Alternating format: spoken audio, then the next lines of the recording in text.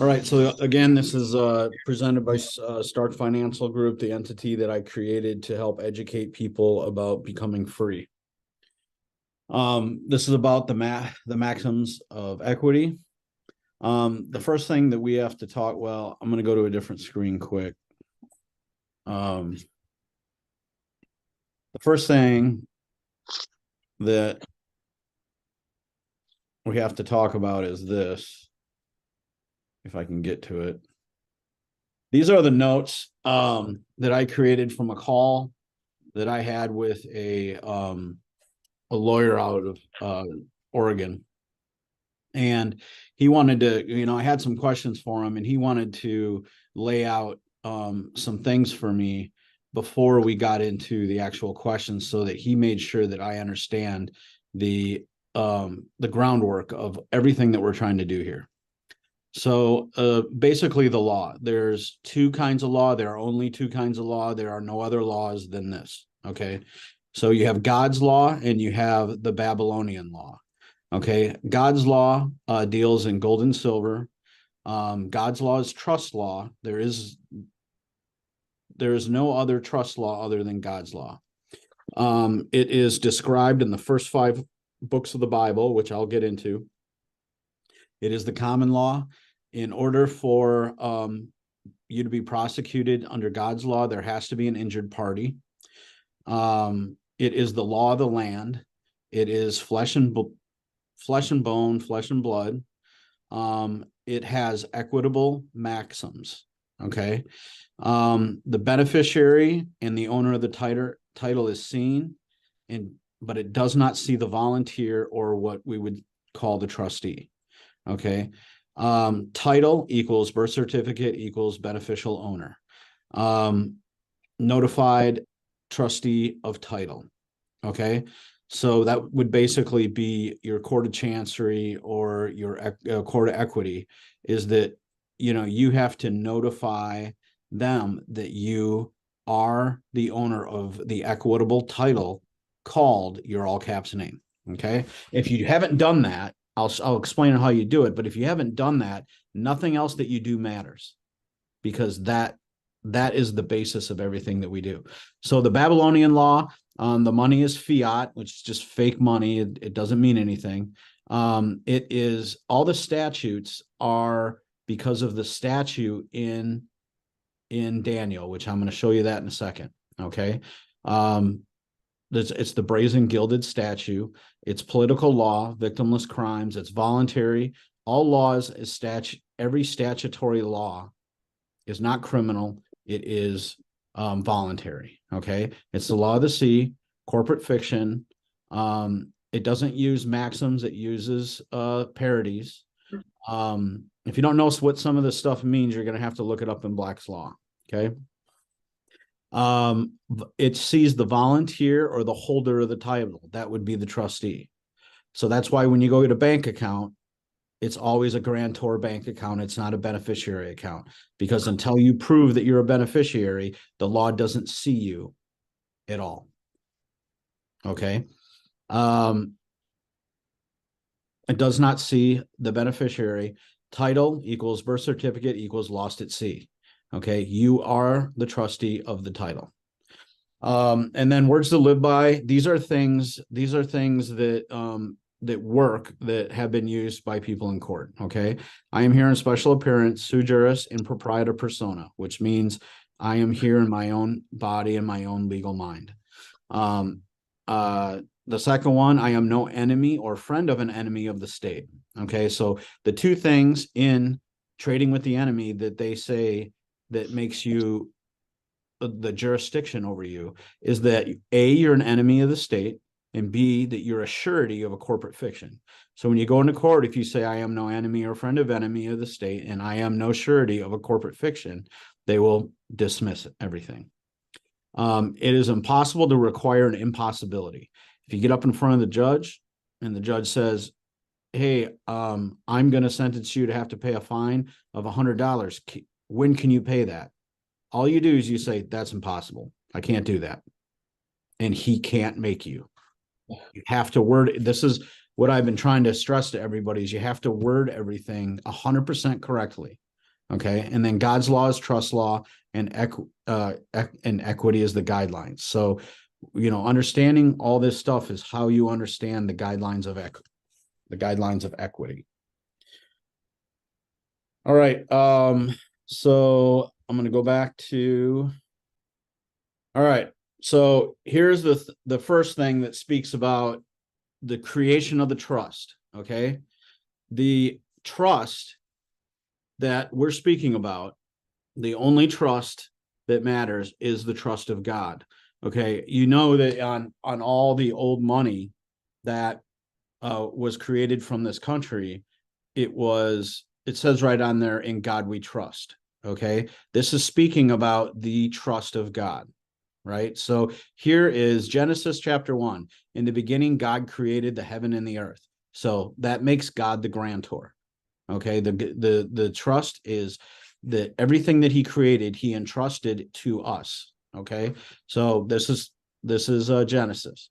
And the earth was out form and void, and the darkness was upon it in the face of the deep, and the Spirit of God moved upon the face of the waters. And God said, to let there be light, and there was light. Okay. So this is the trust indenture. This is the creation. This is where God created the trust. One trust, not 7 billion trusts, one trust. Okay. And then so we'll go to this one.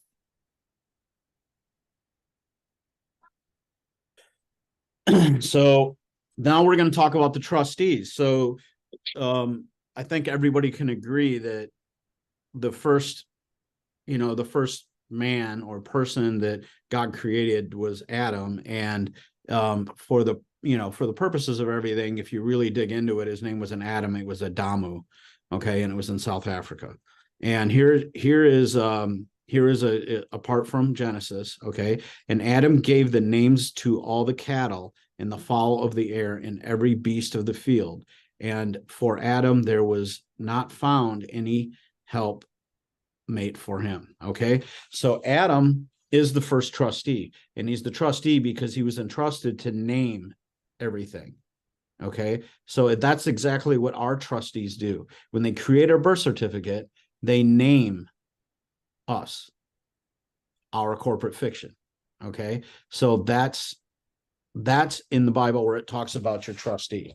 Okay. Now I would encourage you to read this more in depth, but I'm just doing this so I can show you proof that God created the trust. Okay. And that it can't be in statutory law, right? So then the next one. All right. So here is Psalms. Okay. Psalms. Here's what it says: "Blessed be the Lord, who daily loadeth us with benefits, even the God of our salvation, Selah." Okay. So here is where he's talking about naming the beneficiaries. It says right here that he loaded us with benefits. Okay. So this shows that we, the people, God's people, are the beneficiaries. Okay. All right. You see that, Daniel? So here it is. You can read through all the context, but this is the important part. "This image's head was of fine gold.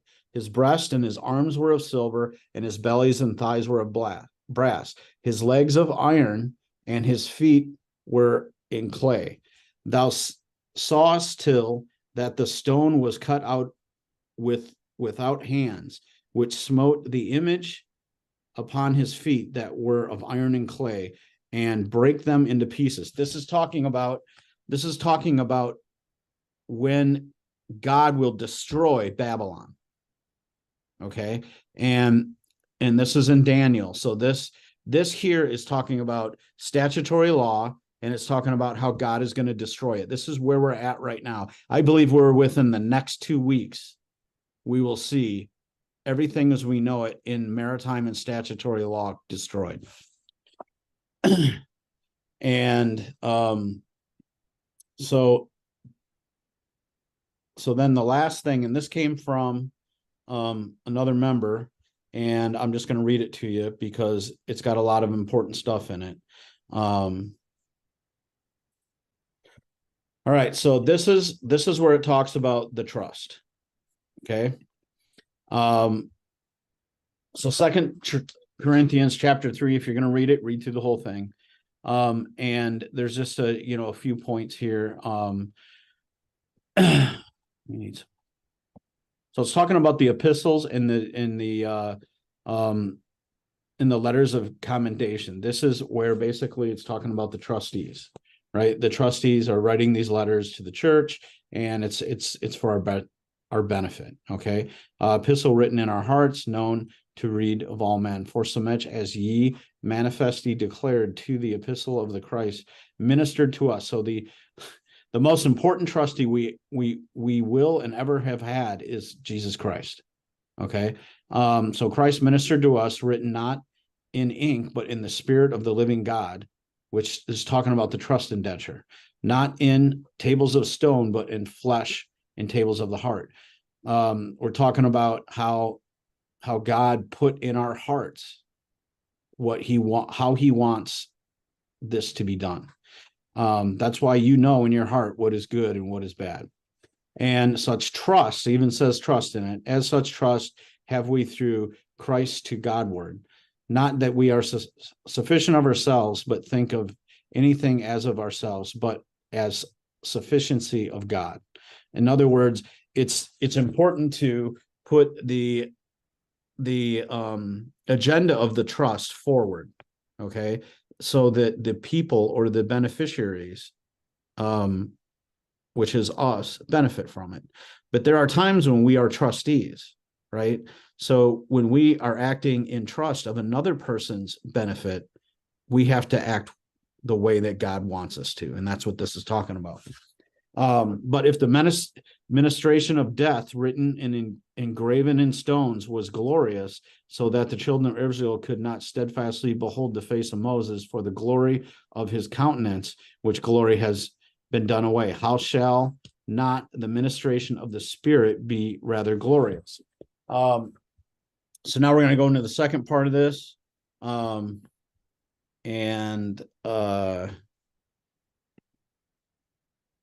There's a very important point in the second part that I want to share.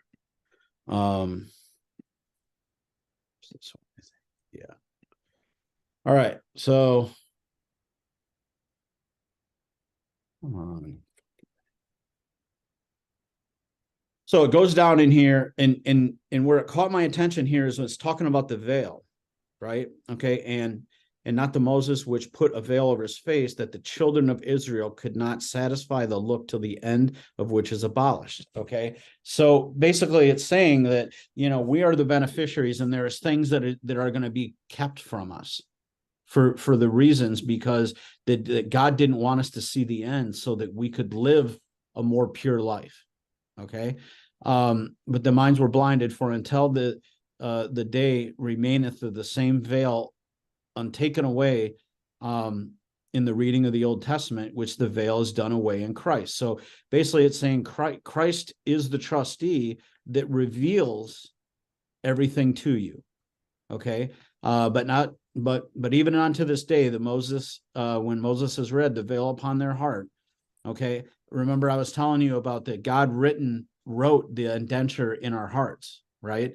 But now he's taking the veil. This is in the times that you're at right now, okay, is that God has taken the veil away so that you can see what the plan and what the purpose is. That's why the knowledge that you are getting, that people are bringing to you right now, is from God.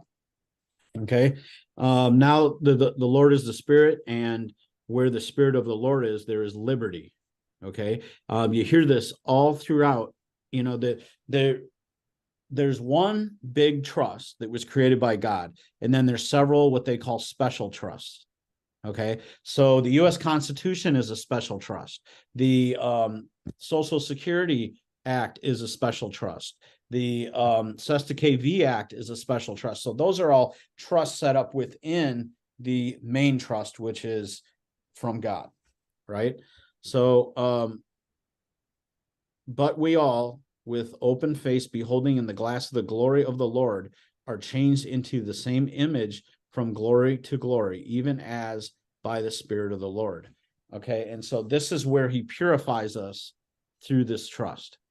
This is where all the information comes. This is where we create and we do all these processes so that we can become free, because this is the will of God. If it wasn't God's will, you wouldn't be getting the information. So that talks about those things. I encourage you to read all of 2 Corinthians chapter 3. It's very, very, very amazing information there. So then we go back to this.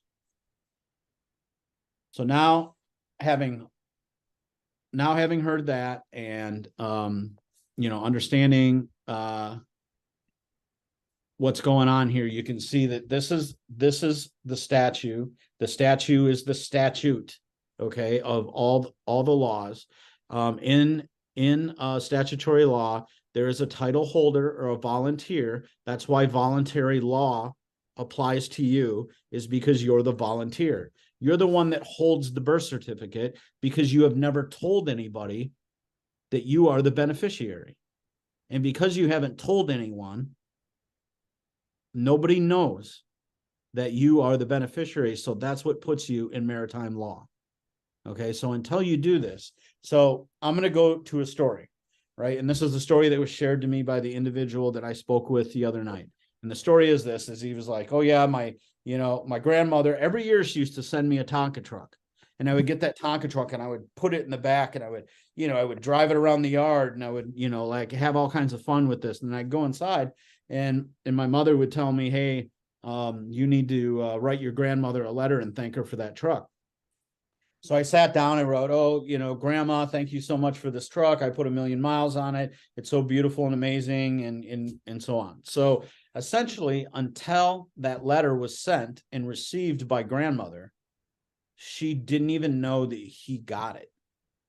Okay. So this whole story is about the idea that it's paramount that you let somebody know that you are the beneficiary. Okay. And so then you ask, how do we do that? So I posted in the group Rule 220 from the state of Minnesota.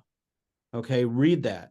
That specifically says that you need to sign as the affiant and have it notarized, and that establishes that you are the beneficiary, that you are the title owner, not the title holder, because the title holder is the volunteer. Okay, so once you do that, then you have to have it authenticated with the Department of State.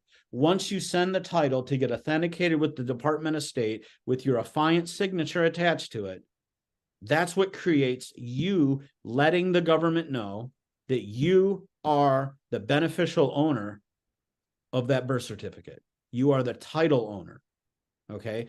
And so that's what makes you a beneficiary. All right. So in law, it's implied, right? In order for you to be considered a beneficiary, you have to act like a beneficiary, right? And a beneficiary acts in a way that is responsible in letting people know this is what I'm doing. So that's where you're at there. Okay. God, the laws, this is the only way that these two laws work. Okay. Is God's law has a victim, statute has no victim. God's law is absolute, statute law is voluntary. Okay. All you have to do is let them know that you do not wish to contract with him and their laws do not apply to you. When you get into more about equity, you have to understand equity isn't the law. Equity is the measure of fairness. Okay. And so in order to understand that, and in order to use that, there are a couple things that you have to do. Now, I've posted this on the website so you all can have it. And it is, all right. So I posted this. This is the Maxims of Trust Law. Okay. It goes through it. There's 20. And each one of here talks about one of God's laws, one of the maxims, and then what common law this applies to. Okay, so you can read through this and understand this. These are the 20 things that you use to enforce God's law or trust law, which is equity. Essentially, equity is that when you enter in a contract with somebody, there is supposed to be offer, acceptance, and consideration. Okay. And so what equity does is it evens that out so that everybody behaves in a way that is equitable. Okay. And in order to do that, you have to establish that you're an equitable owner. And how you do that is with the birth certificate. All right. And then once the birth certificate's done, then we do all these other processes. But if we don't have the birth certificate done, and then we don't have the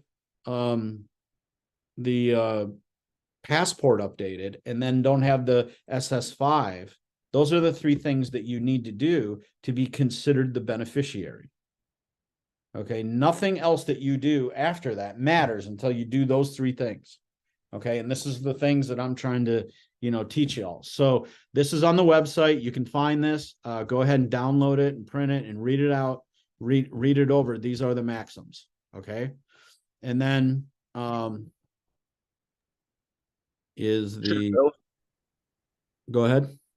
Should those 12 maxims be our bylaws for our trust? There's 20. 20? Yeah. And they should be in your bylaws. Now I'm gonna find another thing. It's called the trust bylaws. This is something that one of the other members put together that I wanted to share with you. All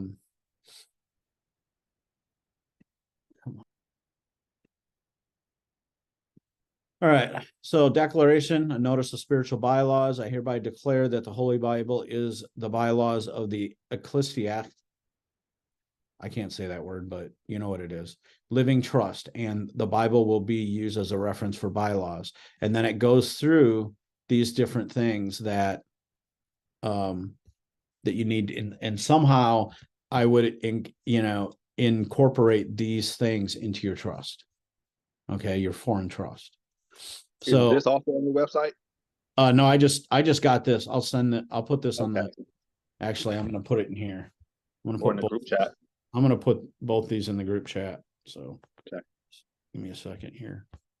Does it mean that with all the source of all this information, if someone comes along and is not necessarily a believer of God or an atheist, how does this apply to them, or it wouldn't? Okay, so all right, so here's where I am at with it, because I have followed every single religion that exists. Okay, and to me, they all connect. Okay, whether it's atheism, whether it's it doesn't matter what religion it is, somehow or another. So religion is a distortion of the truth. Okay, the truth is existence. The only thing that exists is existence. Everything else is a distortion of the truth. So all religion is a distortion of the truth. Okay, so whatever version of that a person wants to believe in, okay, is fine. So just to illustrate this, is these scriptures that we're getting is out of the Holy Bible, which is the Christian Bible, right? These scriptures were also written down by the Sumerians 12,000 years ago. They are in every single story in the Old Testament is written down on cuneiform tablets that were found by the 30,000 cuneiform tablets that were found in southern Iraq. And they predate any writings of the Holy Bible, and they're the exact same stories. Okay, so what I'm saying is that this stuff, it's to understand this fully, is that I'm not talking about God Jehovah. I'm not talking about Jesus. I'm not talking about whatever name or whatever version of a deity that you want to use right now. What I'm talking about is the source, okay, the creator, the all-knowing, all-encompassing, all-living God, which we talk about, most people talk about is capital G and small g, okay? So like all the other gods, right, are small g, and they even talk about it in the Bible. You can find scriptures in the Bible that talk about the gods of Egypt. Okay, so it's small g and large g. Large g is the energy that encompasses everything. The energy that encompasses everything is the energy that created the trust, that created this world, that created this life, that created everything that we experience. Okay, and that's what this is talking about. The energy associated with Christ is the energy that is our main trustee. Does that make better sense?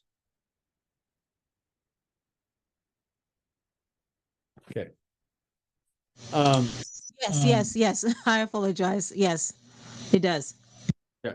So for the purposes of what we're doing, these are the maxims of law, right? The maxims of law are the things that are established by the creator, not by somebody's version of the truth. Does that make sense? Yes, it does. All right. Excellent. All right.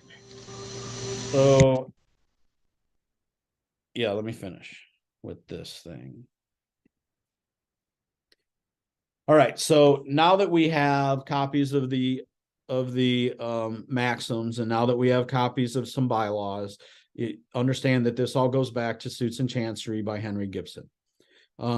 If you don't have this, download it. You can get it off my website, and start to understand what this is. Okay. Basically, what this is Henry Gibson's opinion on how to use equity to establish fairness in your trust world. Okay. There's a lot of other ones like Weiss.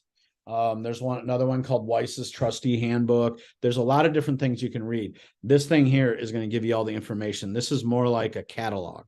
So if you're trying to do a specific thing, you can just go to the chapter that talks about what you're trying to do, and it will explain it.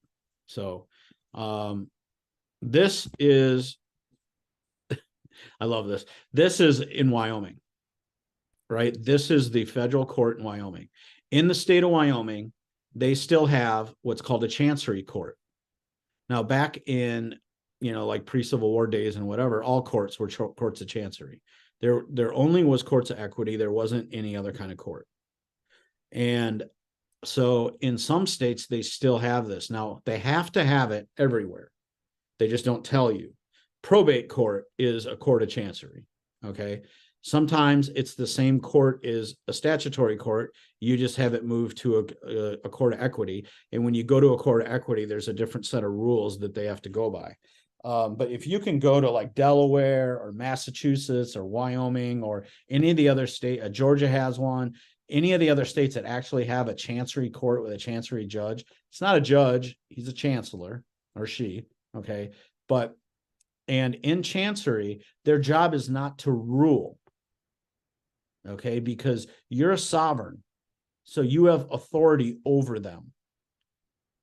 So they can't rule in chancery. What happens is in chancery, you file your notices, and then it's up to the judge to complete the fairness of that.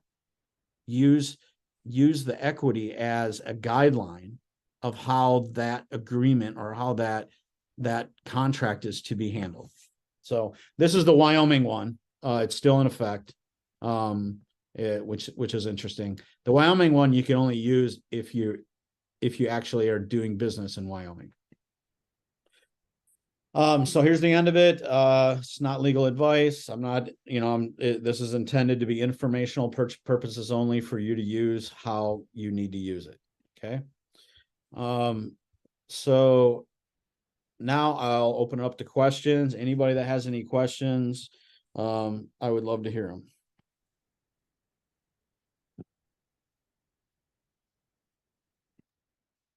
You mentioned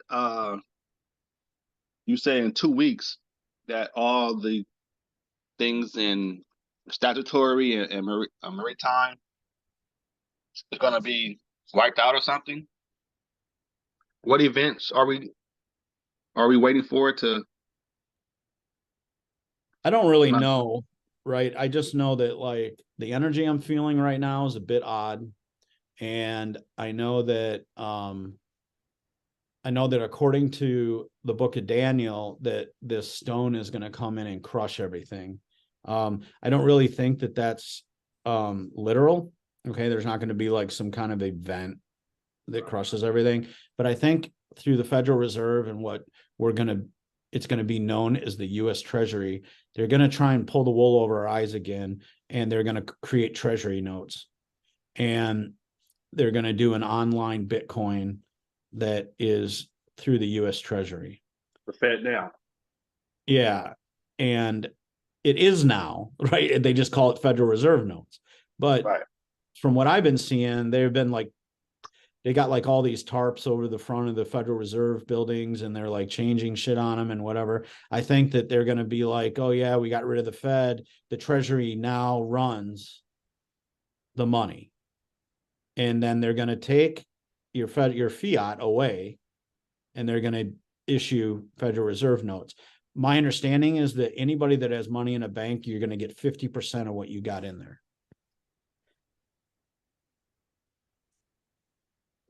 I don't know how this is all going to go down. The people I'm talking about or talking to, we all kind of think that within a couple of weeks, you're going to see something. And so we're talking about the first of the year, roughly. Right. Yeah. Is when I think we'll see it. And I think that's what it's going to be. I don't know what it's going to be. I don't know how it's going to go down, but I know that when this is over, when we're through this transition, this paradigm shift, that you're going to not, that all the money that you know is not going to be here. So this whole thing, this is why like my whole thing with this is I'm not trying to like get money out of my trust, right? Because I want it to work for me. Right. So like two of the things that I'm bringing to you guys, but I don't have remedy with them. So I won't bring them to you until I know they work. One is the black card from the Treasury, and the other is retitling your bank account so that it shows you as a beneficiary, not as a grantor. Okay. Right. So I'm trying to do these. And when I get them done, when I get them figured out and I get success with them, I will bring to you the process. I will not bring to you a bunch of bullshit filled with holes. Okay. All the other groups, that's what they do. They charge you money. They give you all these forms, and they don't tell you what the fuck to do with them. They don't tell you have to put them on the record. They don't tell you anything. And then you're just sitting here and you spend all this money and you're fumbling around trying to figure it out. Me, I'm going to do everything. And then I'm bringing you the remedies. So far, the birth certificate thing I've done, and I know it's a remedy. Okay. The second thing is I sent off my stuff for the passport. I put the process on there that I got from I think he calls himself the general or the captain. He's the moonshiner, Cooper Mountain something Stills. Yeah, modified stills. Yeah, that guy's awesome. Anyway, I talked to him on the phone, and he's great. And so he's discussed with me both processes of getting your passport updated and your master file. It's called your IMF, individual master file with Social Security. Now, the Social Security is really fighting me hard. That's why I know that this is the right trail. Okay, when I went in to get my passport, everybody gave me shit. When I went in to do the Social Security, everybody gave me shit. That's all I need to know that I'm doing the right thing. I've heard, have you done an FOIA that shows that you're not a I did that. I send it like every 2 weeks, I send another one. I just keep sending them, and they're going to get so sick of getting paperwork from me that they're going to do something. So my understanding is what they're going to do is they're going to send a document back, and it's going to say, we need this. Okay. And then you just address that, with whatever that is. They can't require an ID, but you can send a copy of your national passport when you get it.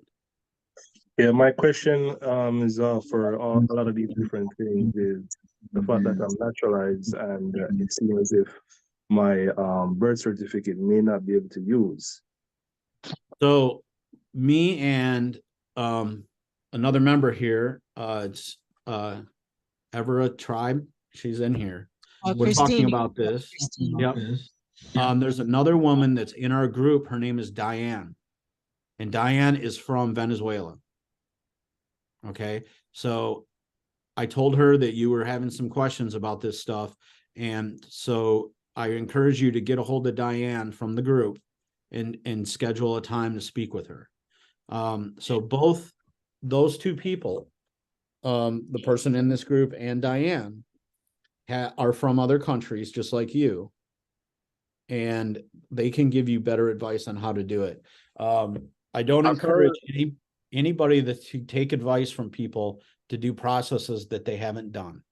I'm not from another country, so I can't speak to that, but these people can. Okay, so that's Everett that's in this chat right now. Yes. And Yeah, that's me. Hi. But we're also on the chat on Telegram. So basically, we can always get in touch. And I know I've dropped a little bit of information here and there, but you and I can just get back on sometime during the week. And yeah, hi. Okay, I see. I see you. And then we can talk more and collaborate and try to help each other here. So definitely, I'm in solid. for it. Love it. Awesome. Okay. Good. I'm glad you guys made that connection. I heard that you can go to your embassy, the embassy of the country you're from, and get some help or assistance with like a birth certificate and things like that. I would assume that you could go there and You could, you can, and every embassy local is very different. So you have to call your embassy and find out how you should be able to do it. But also remember that before you came to the US, you had one of the proof of documents that you had to use was your birth certificate, and you had to certify it already. So I'm thinking also that birth certificate is already certified, because that is what you use together with, if you are married, your marriage certificate, to be able to get the process to get your naturalization or your green card. So I'm looking into it right now. I got a certified true copy of my naturalization certificate, but come to find out, I have to do my birth certificate. I called my embassy, and it's a whole long process. But since my birth certificate, even it says on it, certified true copy of a birth certificate, I'm looking into doing an affidavit of ownership. Yes, I was just about to say that. I was working on that as well. Right. Yeah. So I do I notarize it that this is my birth certificate. It has not been authentic, because the U.S. government has that from 2000 and whatever, when I came here to the U.S. So when I have that authenticated, when I notarize that, then I'm going to get an apostille, which is because what's the name? The U.S. government cannot authenticate a foreign document. They cannot. It will be legal to do so. So when you do the notary, and the notary says, yes, this person that I saw in front of me is the one who signed it and presented this document with supporting ID, what then happens is that the Secretary of State is going to authenticate the signature of the notary. And I'm a notary, so I've done this before, as an executive assistant for my CEOs and stuff like that. So and CFOs. So when they authenticate the signature of the notary, because whatever information that you gave to the notary, you said it was pure, it was accurate. So they are just going to authenticate the signature of their notary to say, well, this notary did this and this and that, and so this signature is authentic, it's in our books. And then you take that to the next level, which is the federal, and then they would also put their stamp on it, saying, yes, we know the notary of this secretary. So it's basically all they're doing is authenticating the signatures of the officials that work within the department. They are not authenticating your document per se. And the only people who can authenticate your document is where the document came from. Okay. You understand? So in the affidavit of ownership, you would basically just pull in all the information that's already on your birth certificate, correct? Exactly. Okay. That you are person on the birth certificate, this birth certificate has not been changed. How do you call it? Has not been Altered. said- right. Exactly. That it's the So original. in, If so it in is, common law or God's law, it says that an unrebuted David is true. right. Okay. And From they're holding not going to sign under perjury of law that says that what you put on the affidavit isn't truth. Okay. correct. So you just do an affidavit. You can download any affidavit off the Mhm. internet, Scribe, and then you just put point for point in whatever you're going to put on there and sign it and have it notarized and apostille. And Yes. then you can send that in and they cannot dispute it because it's the truth. Correct. Excellent. Okay, perfect. So as far as the federal level is concerned, what department or organization would you send that to get apostille, you said? Apostille is done with your Secretary of State. Any state can do Okay. it. Okay, so as far as getting it And once you authenticated, do that, everything is done with the Department of State. So with their Okay. apostle, how you do it basically is that the notarized document together with your document. Sometimes they say they don't need it because you just send a copy of it. So because the notary already saw it, the official already saw the original. So but you go to your state, it might be different. Just read on. But what is going to happen is that you're going to have your the original the original or photocopy of the document, and then the original certificate of the signed document from the notary. And then when you send that, you have to do a self-return address thing so that when they notarize it so when they apostle it, they send it back to you. Okay. So the address, check that you also, as much as possible, do not use the PO box addresses. It'll be best that you use the physical address, and if you go on the online, you can always see that. And then you do a return postage, and then when you send it to them within a few days, they'll send it back authenticating the signature of the person who notarized your the affidavit of ownership Okay. or the So all right. information. So once that's done, there's really no need to do anything with the actual birth certificate that came from our country.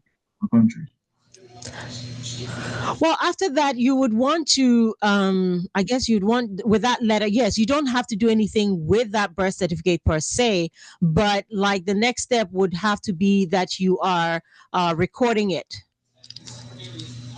And that's with the newspaper and the county's recorder. Right, exactly. But what you're just going to use a copy of that plus the notarized and apostille document, because that is what is going to serve that. Okay, this birth certificate is authenticated in that term.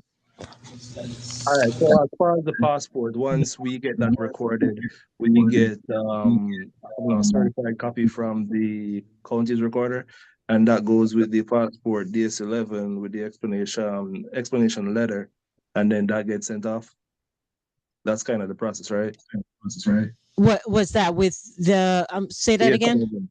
Yeah. So when we're doing the DS11, I don't know if you guys are adding the explanatory letter statement with the DS11. Okay, so see, for me, when I was with another group when I started, and when I did my status correction change of my passport, I did the moonshine. Is it moonlight or moonshine? So yeah. So so I followed his steps, and basically what had happened was that because I'd sent my original naturalization certificate to the Treasury Department in with my SBC UCC1, I only used a copy of my certificate of naturalization. I did not even use my birth certificate. I added it, my original birth certificate, but it was kind of like, okay, I'm renewing my passport, but the right way, as an American The national. thing is, the thing with that is, I thought about it, and obviously the naturalization certificate states that you're a U.S. citizen. On the DS-11, we were checking that we're not U.S. citizens. So I was thinking that that's kind of conflicting, and that's why I didn't want to do it that way. Okay, yeah. So yeah, that's what I thought as well, when I was initially told. But now I do understand also that it doesn't matter how. Okay, how you apply does matter, that you're not a U.S. citizen, but recording all those documents that you authenticate is more important. Yeah. I'm sorry. Yeah, putting it on the record. Yeah, but as far as what we're sending in, right, with the Yeah. DS-11, it would not be the naturalization certificate, but rather the authenticated affidavit of ownership with the explanatory statement. Yeah, I mean, you could try that. You can just put in all documents, and I don't know what Moonshine says about that, because then again, we are naturalized citizens. So it's just a matter of us. Like he also said, you can also get with Diana, because I know she's also gone through the process, and then she can be able to tell what, because the way that I did it was to add my certificate of naturalization. Okay. But then I was told that, and even that, I even took the certified true copy when I had it. When I took it to the USCIS to be certified, I requested like 6 extra copies to be certified. So that was what I took to the passport office, and they returned it. And then they gave me, but I completed the form as a non-US citizen, all those things. I check without prejudice, signed But it. when you're doing this, when you're doing the passport thing, it's not any different than when I do it, because because as far as the State Department's concerned, we're all enemies of the state. Okay. Everybody that was born in America, that was born outside of Washington, D.C., is an enemy of the state. Okay. And so because of that, the process of getting a passport is the same for everybody. So all I did to do my national passport is, first I filled it out in a way where nothing is, so that the way that the general talks about it is this, is that everybody is a citizen. Okay. But when you do, where it says on it US citizen, so US citizen is talking specifically about you being a citizen of the United States Corporation. That's the 14th Amendment citizen. Okay. But because you were born in the Union, you are a citizen of the United States Union. Okay. So that's why when we do this, and, like when you guys have been naturalized, right? That is a naturalized person from another country is the same thing as somebody that was born in America. Okay. Because we are all enemies of the state. So if you fill it out right, which is don't use any capital letters and redemption, everything, put parentheses around all your, Social Security and all that stuff. Okay. And you send it in with your DS-11, and well, you can't send it in. You got to go in somewhere, and you can't give them an ID, right? Because as soon as you give them an ID, then they see you as a citizen. So you can't give them an ID, and then you have to tell them that they can't ask for an ID, blah, blah, blah, so on. But the basic thing is that once you get that birth certificate part done as a foreigner, the other process for a passport is the same, because we are all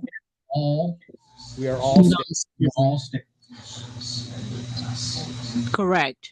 not U.S. citizens. So on the SS5, you have to make sure you check other.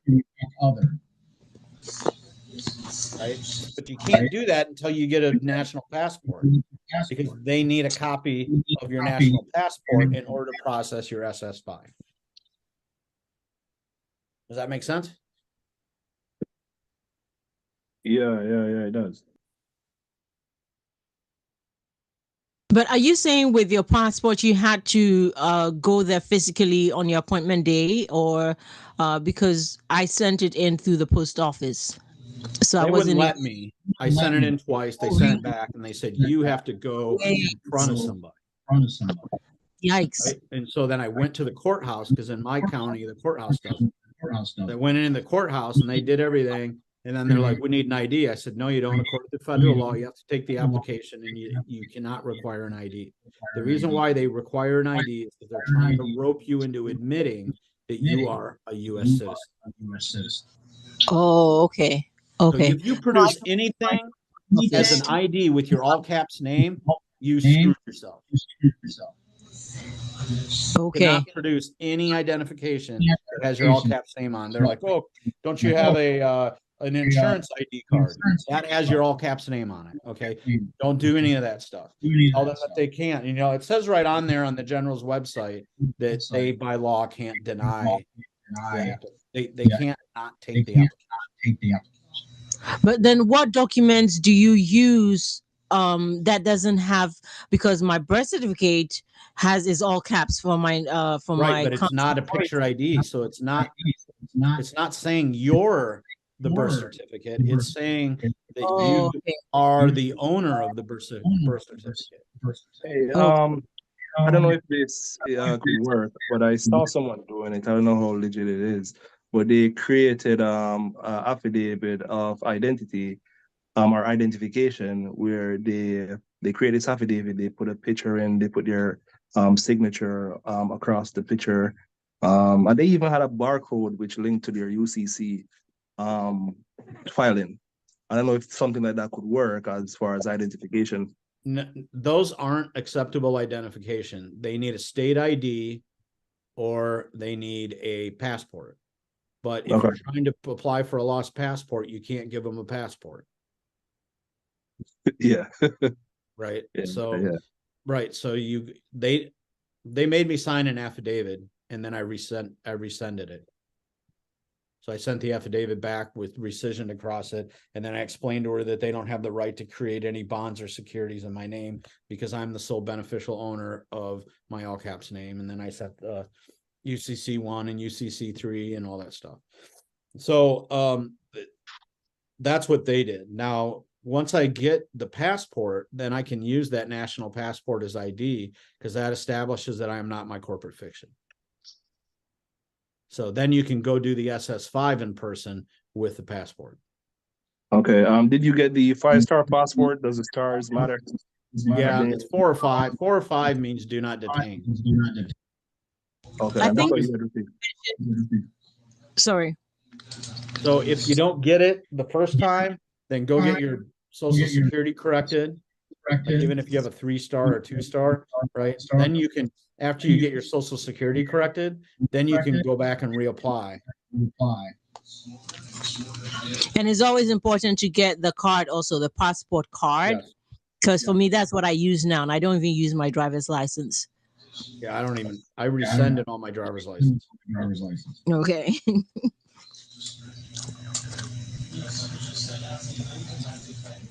Anybody else have any questions about anything?